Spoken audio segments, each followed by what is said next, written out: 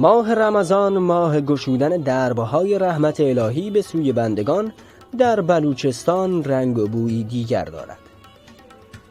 خیابانها مملو از روزه‌دارانی بود که برای تهیه افطار آمده بودند و عده‌ای هم محصولات باقیشان را برای فروش آورده بودند.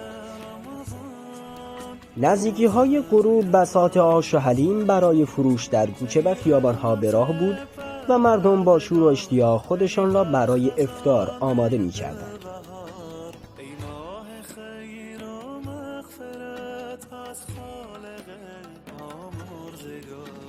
سمبوسه و پکوره از غذاهای لذیذ بلوچستان است که در سفره‌های افطاری به کثرت دیده می‌شود.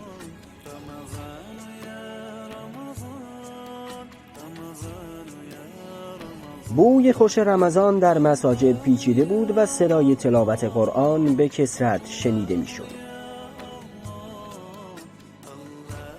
سفره‌های مزین شده در مساجد برای روزه‌داران به چشم می‌خورد که بسیار زیبا و مجلل بود.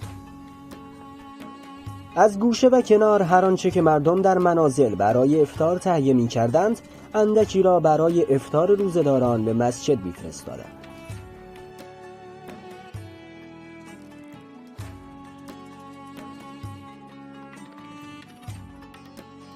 اندکی بعد از افطار مردم برای راز و نیاز با پروردگارشان به نماز می‌ایستادند و شکر پروردگارشان را به جای می‌آوردند.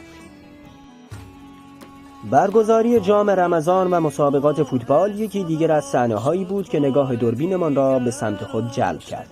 جوانانی که با شور و هیجان لحظاتی را برای تماشای فوتبال می‌آمدند.